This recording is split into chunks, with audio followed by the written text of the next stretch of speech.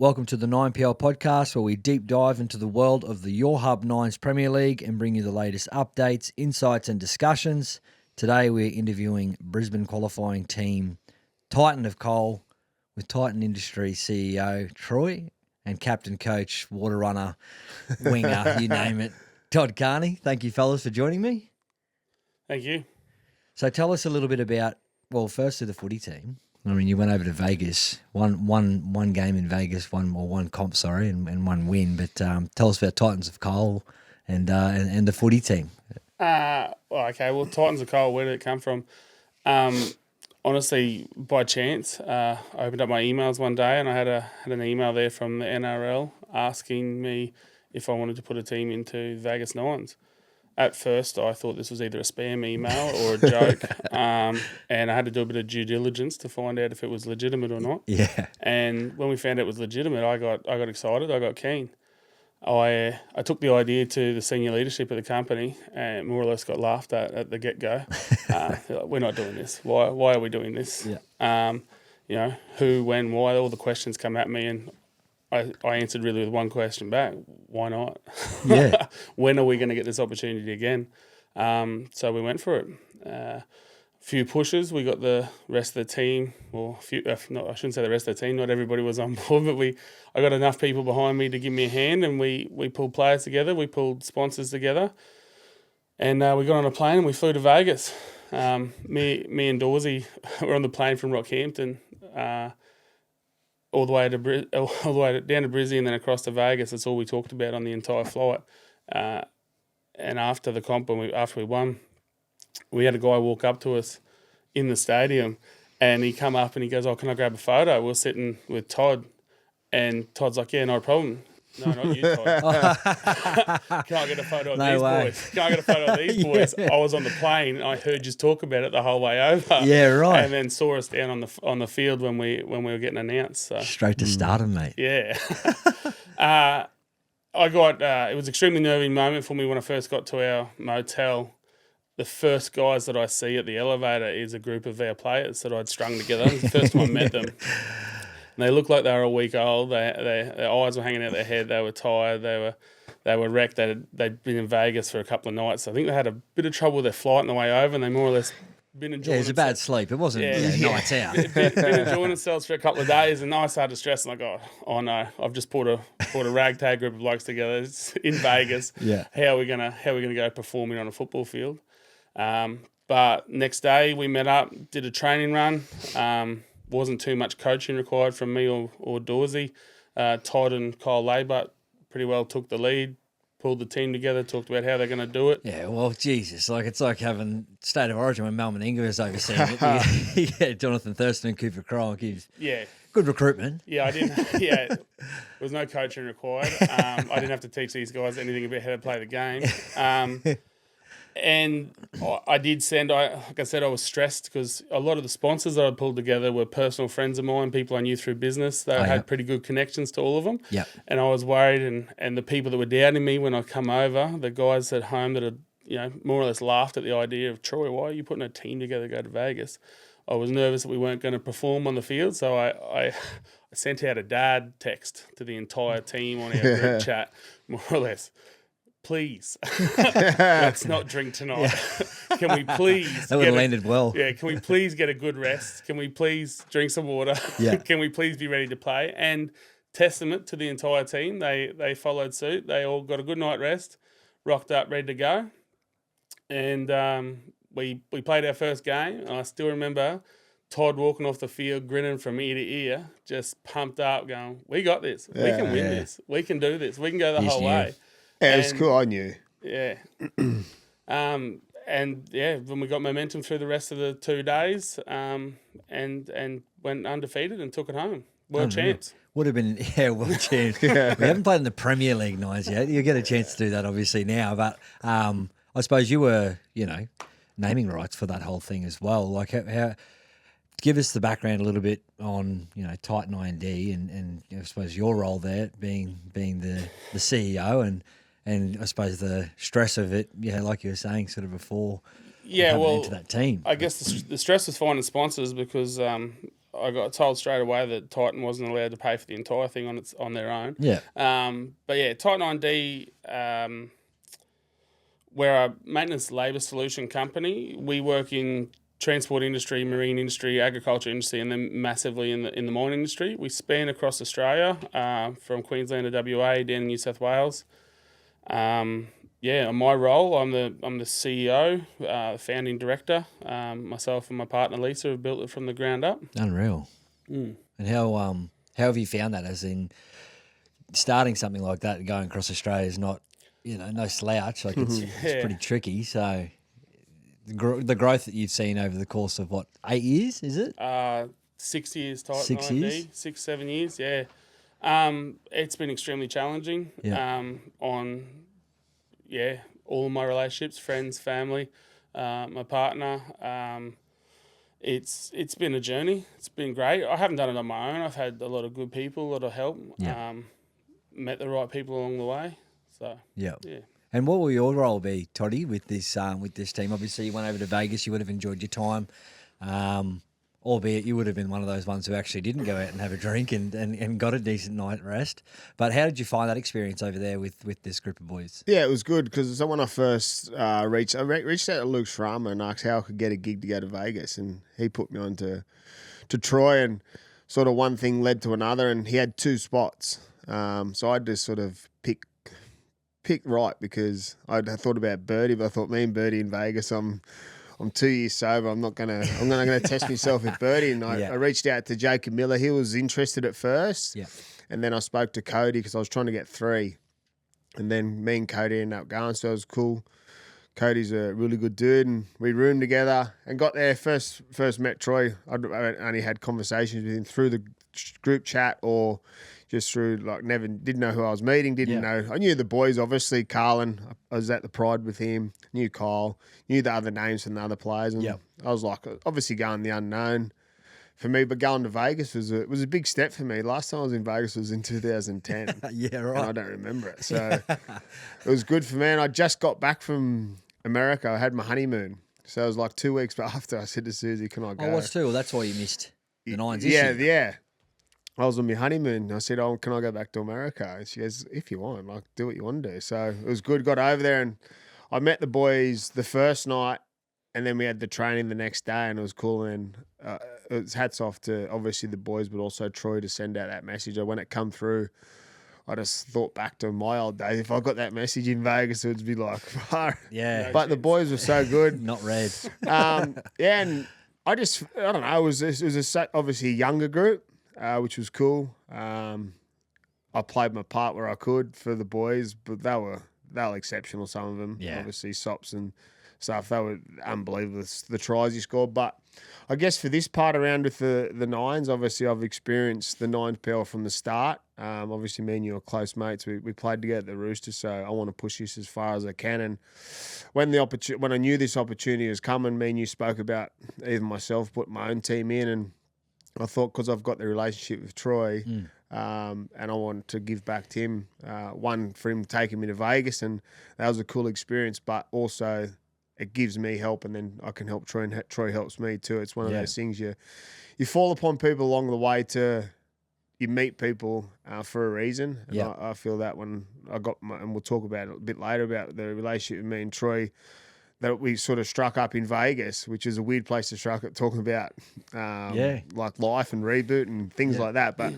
when we spoke about doing the Brisbane Qualifier, obviously one thing I know I've got the experience, and also the players we had over in Vegas. Obviously, Troy's going to be reaching out them over the next time before it starts to get them involved. But as I said, I've played in 3. I played for the AM All-Stars first year. Obviously reborn 2 years ago, and then I was meant to be with the Dogs last year. Not that I probably would have got a start in the Dogs, but one thing I've been doing, I'm a private eye. So I've got a list of players that I've got my eye on, and we've got a bounty. We're qualified for Vegas.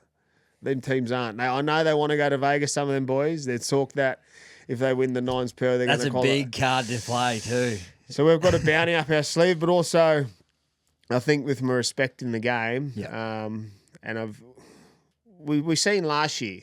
There's one guy that I've took everywhere I've been, and I've got so much respect for him. Abeli Antoniza. Oh, yeah. The wrecking ball, the Fijian wrecking ball. Yeah. I'll put him in a training program if I get him, but he'll be my first point of call. Yeah. I think you need, and there's reports his brother will be out in Australia. Oh, really? Yeah, so, but I've got a few wild cards up my sleeve, like Troy had for me in Vegas to get there. Yeah, okay. So you could just use that, I suppose, that Vegas card across AIM, which is now Easy Squad, Reborn, with Takarangi and Trav. You could snatch up Zane Tenavavo or Chase Stanley and the like. Yeah. And then you were with Mitchy Pearce, who were going to play for the Dogs, but went overseas with the wife, with Susie. You're just going to spread it out like wildfire and snatch everyone Yeah, I'll else. spread my wings out like I always do. Like, well, the team that you actually took over to Vegas as well had a lot of our guys that played across multiple teams, which would be handy. Yeah. So you've got you're holding the cards really. Like, well, if they want to get back on the plane to Vegas, don't they? That's right. Then that's not for me to say. That's Troy. Troy's the boss. So, but as he said when he first walked in, there's a wild card that if you want to go to Vegas again.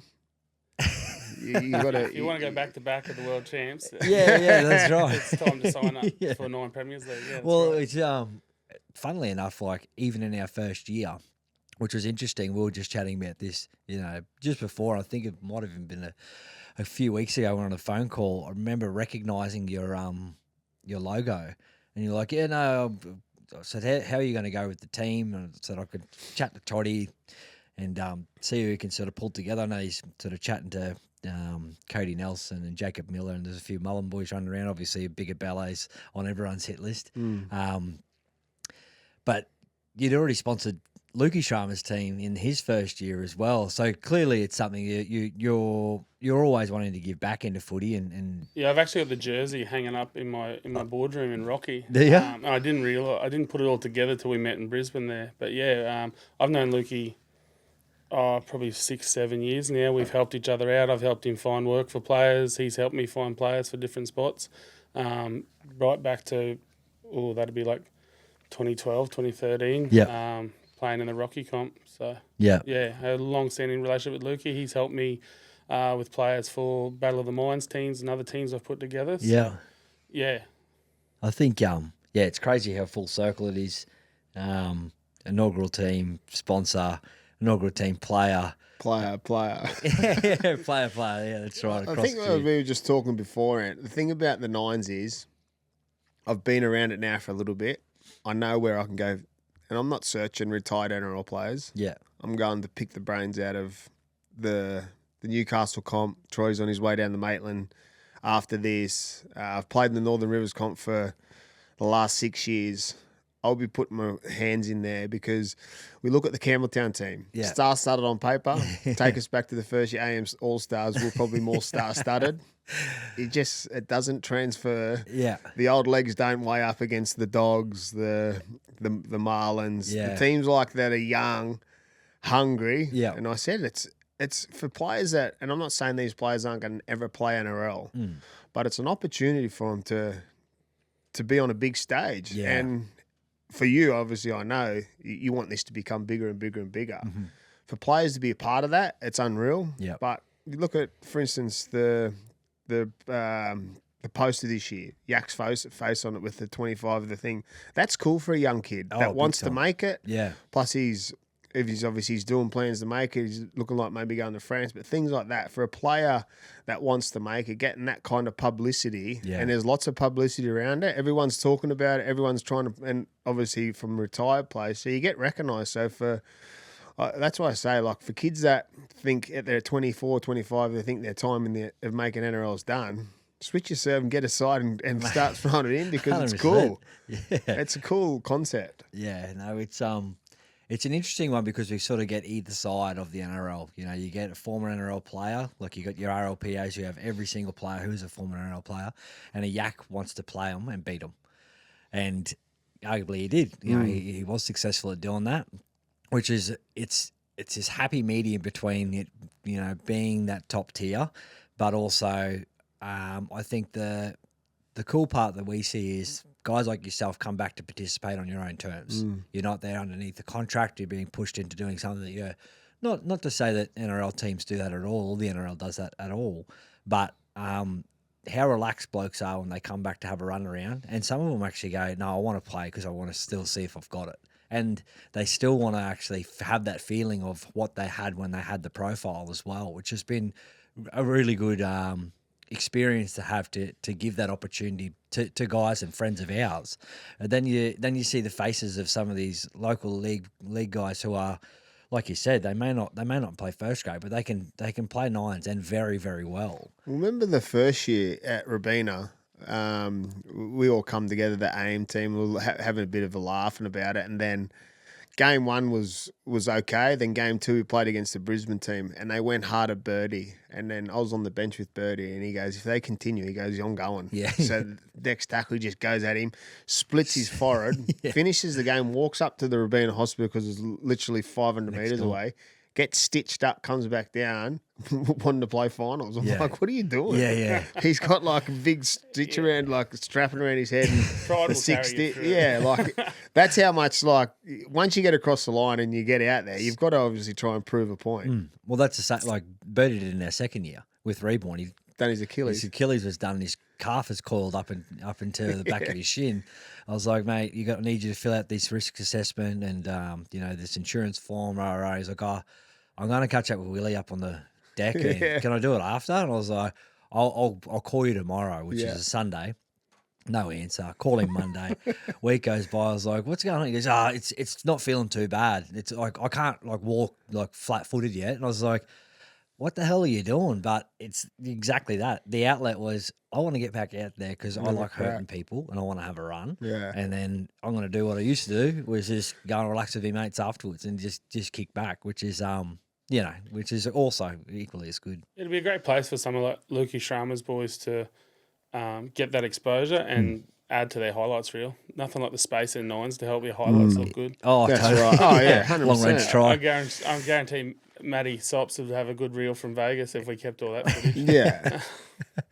That's Mate, so true. He had good highlights just in our nights. Like, they like when, especially in the finals when it was getting heated, they were very, very good. Like the Pigs boys, the Dogs boys, like you said, there's guys there that could probably be on a top 30 list, but ultimately for one way or another end up playing. Not to say that it's local at all, it's almost at cup level. They go back because they prefer to go 2 trainings a week and go and play for Maitland. Earn some money that way and scratch their itch that way as well. But as part of our comp, and I suppose it'll be. It's not anything new, but we always look to make sure that our teams are looking further than just themselves. Do you have a non-for-profit or an arm that you want to sort of lean on? I know that you are doing some stuff together. Is that does that make sense that you guys will be just doing? Titans of Coal will be partnered up with Reboot Mindset Academy, which was founded by Todd and Mitch. So he can probably tell you more about the academy. Yeah, so Reboot Mindset Academy started through just a weird conversation with me and Piercy about.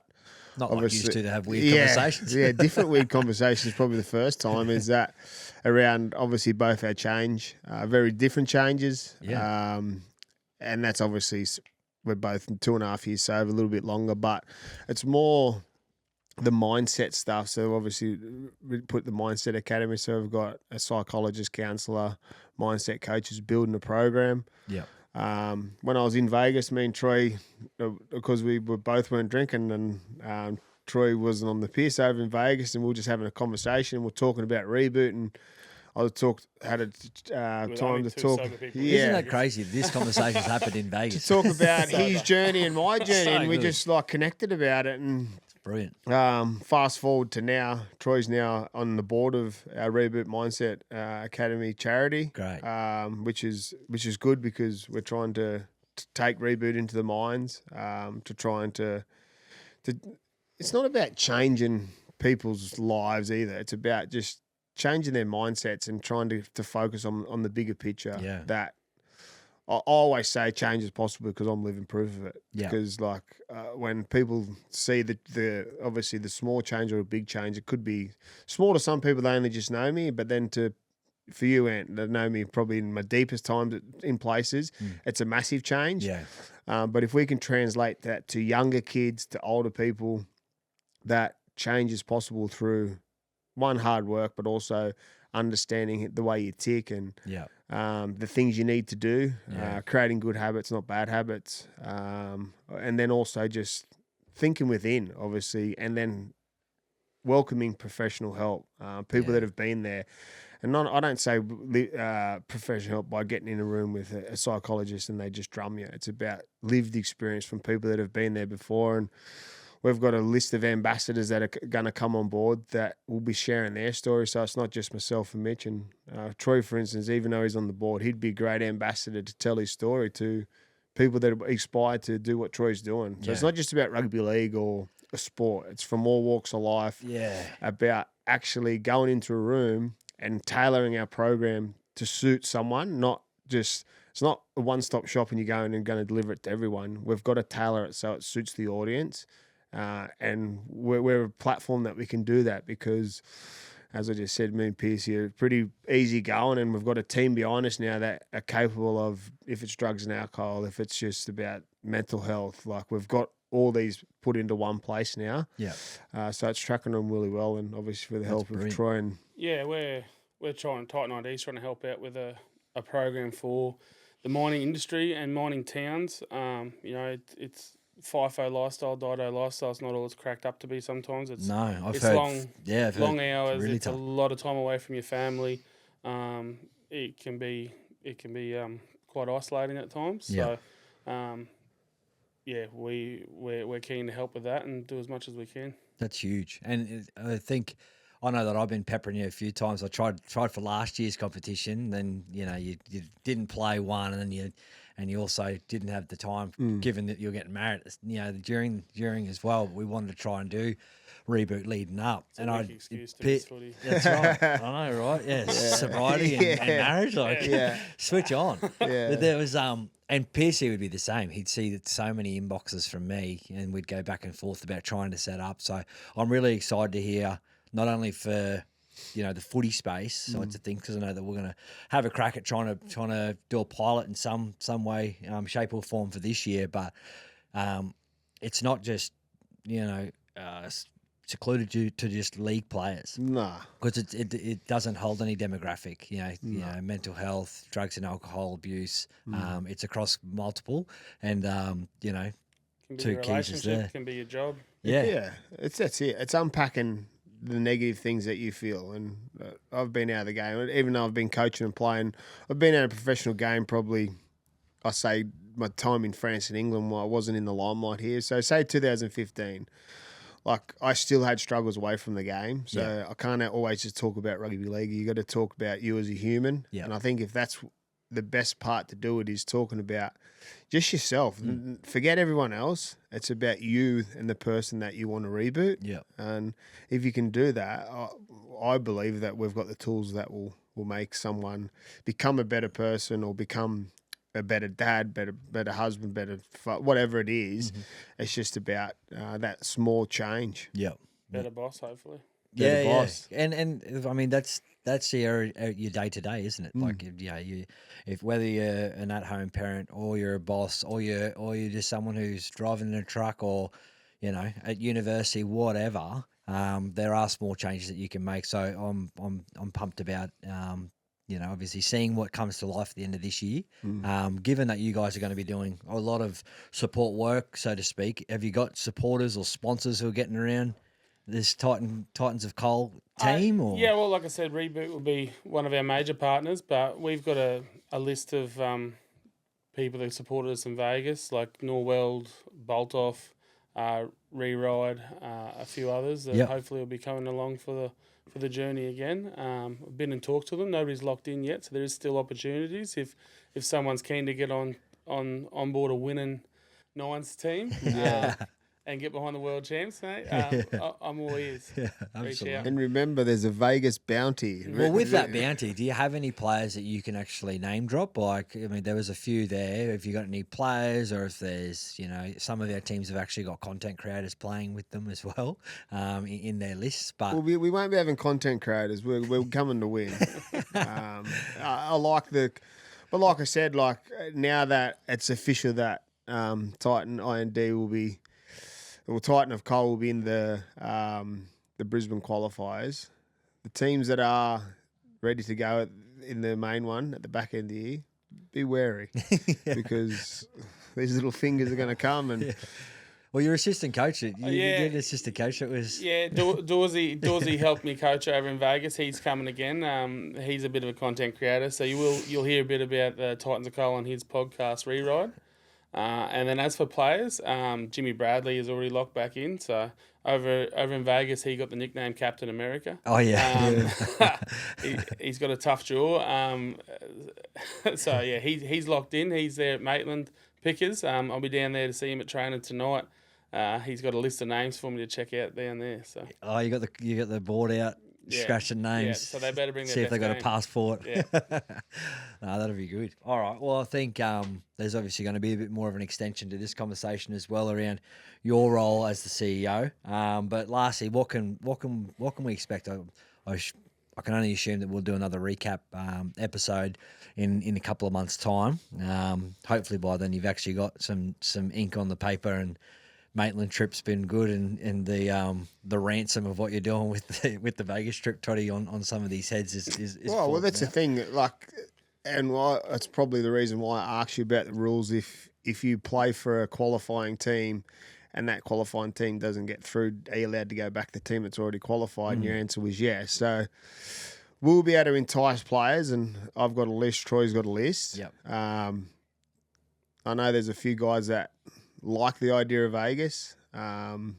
Big Musgrave from the Dogs would look good in Vegas. Oh yeah. Yeah. But it's what it's about, isn't it? Like, Yeah. we look at it now. Obviously, all teams are trying to poach teams, and like I said, I've been around it a couple of years now. It's not about going to pick all the old retired players. It's about sort of putting a team together that suits Nines, because it's a whole different style. Yeah. And we've seen, obviously, Southern Sharks went back to back with that style of young blue guys together. Then obviously Yak brings in the Dogs, and the year before they were tough, and then seeing them this year was obviously what it's about. So We're not looking for boys built like me, are we?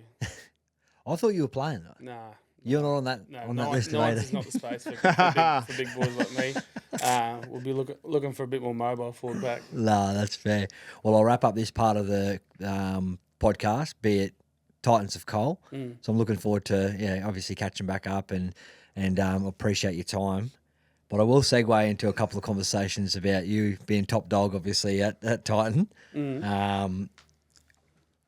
You would be driving for hours on end, going out to very small locations. But over your time, have you ever had, like, what's your worst emergency call? Like, if you're doing breakdowns and that's one of your core businesses, what's yours personally, I guess? Okay. Mine personally probably is before the years of Titan I&D. I guess I've been off the tools for a few years now.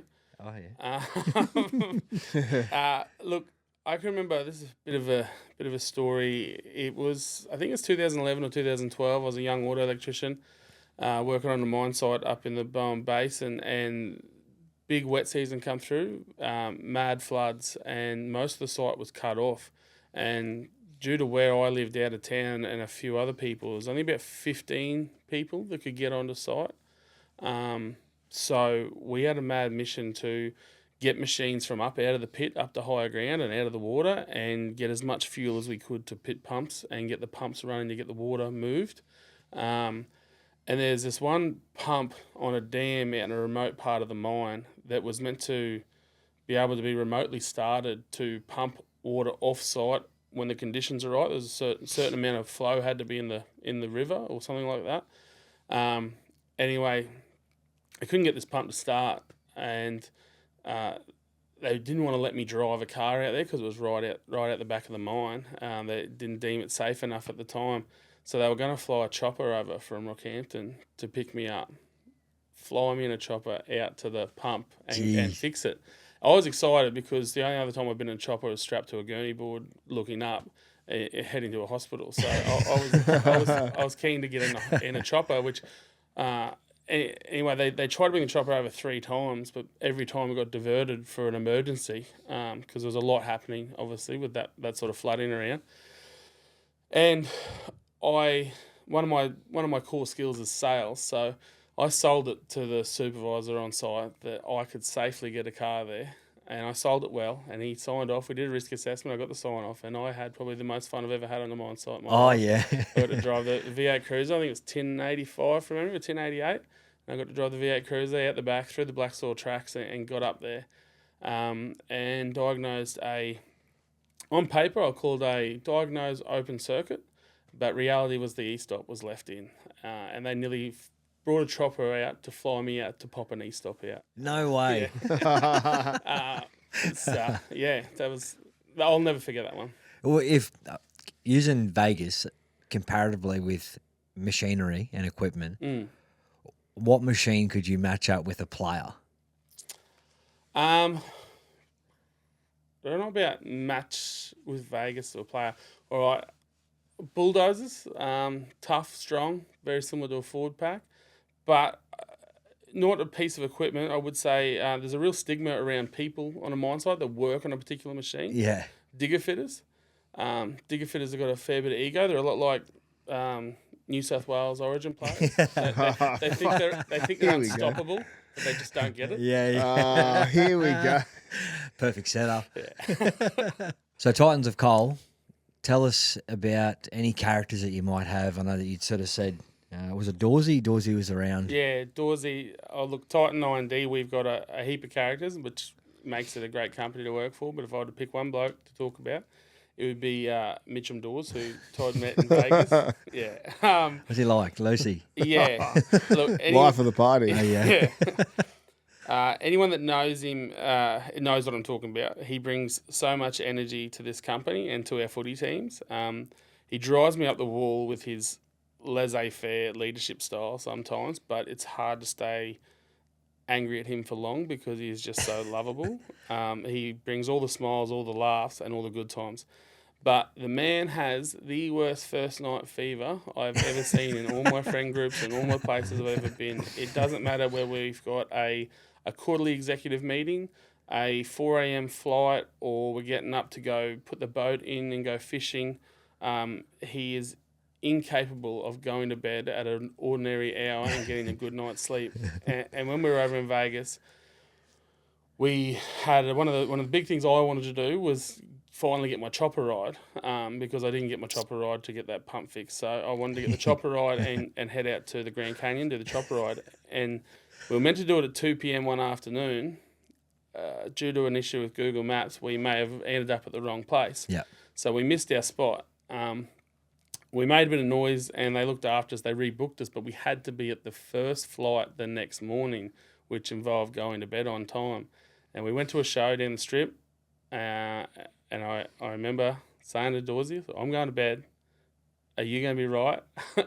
Yeah, man. One more drink and I'll head home. Well, I woke up in the morning ready to go to the Grand Canyon tour, and I rung him. I think I rung him 49 times. I cut it off at 49 because I felt 50 was a little needy and clingy. Yeah, a bit desperate. Yeah, that says excessive. Anyway, I give up on him. We head down there, and we're just about to pull him when I get these phone calls. Where are you? And we told him it was too late, but I put a bit of stress on him. I forget the jokes we played him, but he jumped in an Uber, he rocks up, and I can still remember, I've got the Snapchat, and I'll save this video. It'll come up at his 30th, his wedding, whatever opportunity I get. But he gets out of this Uber in triple denim. Oh, jeans, yes. Dripped shirt out. and jacket, triple denim with his cowboy hat on, and struts in to go jump on a helicopter ride to the They Grand made Canyon. it. Yeah. Well, I'll have to make sure that we give him a shout, obviously, with the podcast as well. But Yeah. No, he'll be there at Premier Nines. He'll be part of the team. he's trainer again. Yeah, he'll be there with us. He doesn't miss a good time. mate. Casino's not too far from Roachdale, so you might have to make sure make him stay sort of. He's still not sorted this first night fever. It's a condition. I've just had to learn to accept Does it. he know that the reboot program is actually linking up? I now book him out a day early for if we've got a quarterly executive meeting. I tell him it's Thursday, so he gets on the piss Tuesday. That's. I tell him it's Wednesday. If it's on Thursday, I tell him it's Wednesday. So he drinks Tuesday night. He's better by Wednesday because he's not good for 2 nights in a row. Yeah. Sorry, it's been moved. Perfect. Yeah. Once that happens 20 times, he may not know that it's actually happening. No. But Yeah. what's your fallback? I mean, you just drove from Rocky to here. Mm-hmm. What was your fallback playlist, mate? And what's generally the playlist out in the mine side or for a long drive? Fullback playlist for me is generally always country music. I'm not sure about the company itself having a playlist, but there's 3 songs. I actually spoke to Toddy about this when we were in the bar at Vegas. We were talking about tattoos because you were trying to convince me to get a Vegas tattoo. And I explained that I never had a tattoo, and if I was ever going to get one, it revolves around 3 songs. The 3 songs the first one is This by Darius Rucker. Yes. It taught me that I can't change the past, and I'm here where I am because of all the good and the bad things that have come to be. So it helps me accept them all and all the parts that they've played in my life. Yep. Second one would be Even If It Breaks Your Heart by Eli Young Band. It's a song about not quitting on your dream, no matter what the noise is, no matter what the challenges are, and keep dreaming, even if it breaks your heart. And the last one is 3 Wooden Crosses by Randy Travis. Oh, that's a classic. Because it's not what you take from this world when you go, but it's what you leave behind. Yeah, very good. Yeah, well, I'm enjoying coming along to Maitland with you. Play them on repeat. I've obviously started watching a lot of your LinkedIn. From a distance, had seen your journey, but what do you look for? How do you build as a CEO? How do you drive the morale of what you've got within your company? Look, our company is 95% labour. It's people, so my product is people. So culture is key for us. I learnt the effects of culture through my rugby league playing. Now, my career obviously never made anyone's highlight reel, but I loved my footy, played as many years as I could, and I saw that I played my best footy on some of the most ragtag teams of rough players that come together, but because they had buy-in, they loved the badge, they loved the team, and they were there for each other. Yeah, that's when I played my best football, and then I saw myself play not as good football when I was, and even though I was on a better team that had better quality players, better coach, better facilities. But the boys didn't have the buy-in. They didn't have the passion for the club, didn't have the passion for the badge. So I've tried to, I guess, emulate that culture. Yeah. Build a company where people have the buy-in, build the company where people feel respected. I hire on... I'm not allowed to swear on a podcast, am I? I hire on give a fuck. We can teach people skills, but I can't teach people to care. I need that. I need my team, my office to care about my guys in the field, and I need my guys in the field to care about the job they're doing and the company they're working for, because I believe that when you care, that's when you'll get the best work out of someone. Yep. Now, we haven't always had that, right? I'll be honest. But we do group together every Monday when we work relentlessly on being better than we were the week before, and we keep on doing that until we are the best. So we drive this culture through some of our programs, like our ambassador program, which I've talked to Todd heaps about, our mental health meetups, and our servant leadership. I don't know if you follow what servant leadership is, but like I said, servant leadership is about us setting our boys up for success. And to quote one of my favourite movies, Remember the Titans? Oh, yeah. Attitude reflects leadership. Well, that's any wonder that you've grown across Australia and rapidly too. 6 years is not a long time. Like 6 years whips past very, very quickly. Yeah, and there's been growing pains for sure. Yeah. You can't grow that quickly and not make some mistakes along the way. Yep. But we're committed to getting better every week. I mean, our mission is simple. We want to be trusted by clients and chosen by talent. Is this we're talking Titan the Coal? Or are we talking the normal bit? Both. Yeah, that's right. Yeah, it resonates both businesses. Yeah. No, I appreciate that, mate. And it's and it is good to actually get insight from someone at your level. And I suppose the way that you've grown this thing is just enormous. And I think it's only fitting that you're getting all these different connections. Obviously, becoming close with Toddy, who's then linking back into this, is then you're going to Vegas. You do like it's it's amazing. So you should be super proud of yourself. What would you tell an 18-year-old Troy, in as advice for where they're headed, what they're doing? If you're going to be extraordinary, you won't be ordinary, which means you're going to be a little bit different. So ignore the naysayers. Don't waste time worrying about the people that don't like you or trying to get people to like you. Just be you. Follow your heart, follow your passion, and just do so much volume that it's incomprehensible not to succeed. 6 years, Well that's what said. happens, mate. Well said. Yeah. No, well done, mate. I appreciate it. Once again, boys, thank you. Very excited about having Titan of Coal, Titan Industry around this event, and appreciate your time again. Thank you. There's about